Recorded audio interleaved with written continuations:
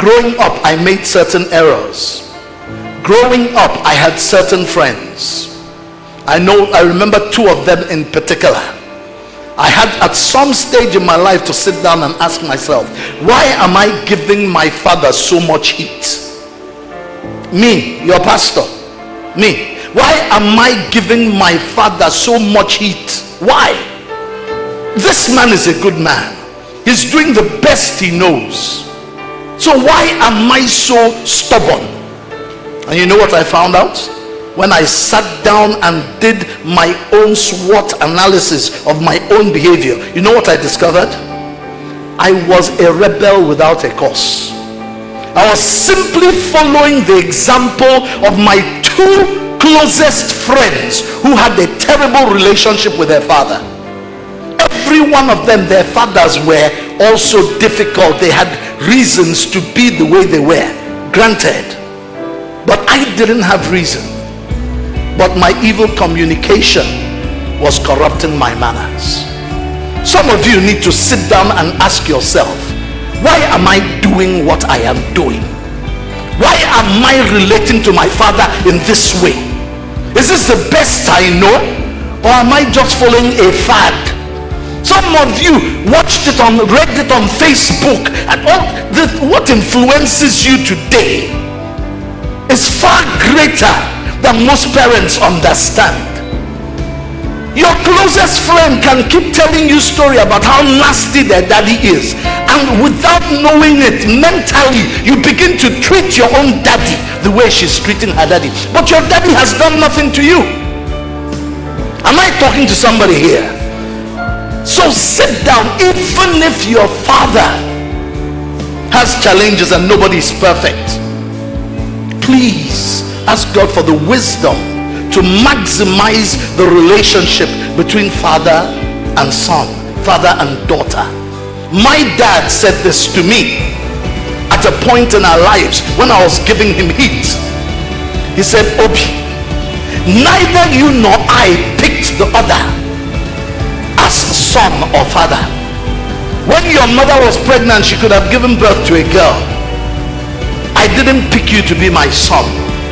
You did not pick to be born in my house. That was God's decision for us.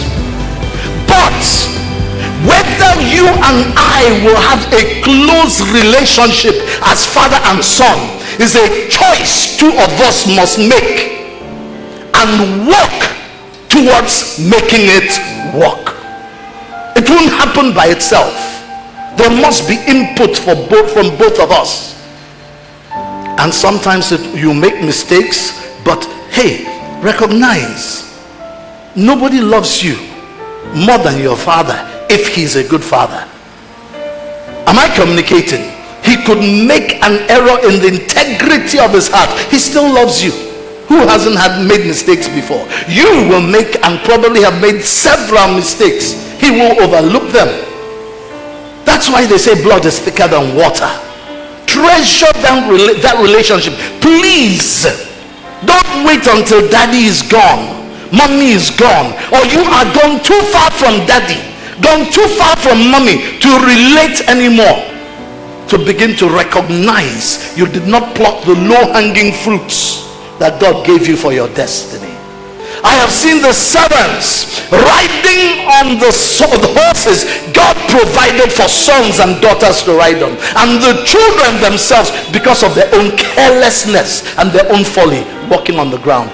Don't be there and let people who are just visitors, house help, drivers, young men and women that work with your father in the office, don't let them tap the grace God deposited in your parents for you, because you have no time for them. These people are disturbing me. How can I, what do these old folks have? Am I talking to somebody here? Counsel in the heart of a man is like deep water, but a man of understanding will draw it out like pulling water out of a well. Counsel, wisdom, guidance, experience. Don't let your father carry to the grave what God deposited in him for you. They that observe lying vanities forsake their own mercy. Jonah 2 verse 8. So watch your friends. Don't import what is happening in their own homes into your relationship with your own father. Don't be a rebel without a cause. Father, to joy from your spirit to my spirit, I am lighted by your word, and with your breath of life, that's how I come alive. That's how I change my world. Just breathe your name upon me, breathe. Just breathe your name upon me, breathe. Yod Hey Wah Hey is your name, breathe, Lord. Just breathe your name upon me, breathe. Say, Father, to joy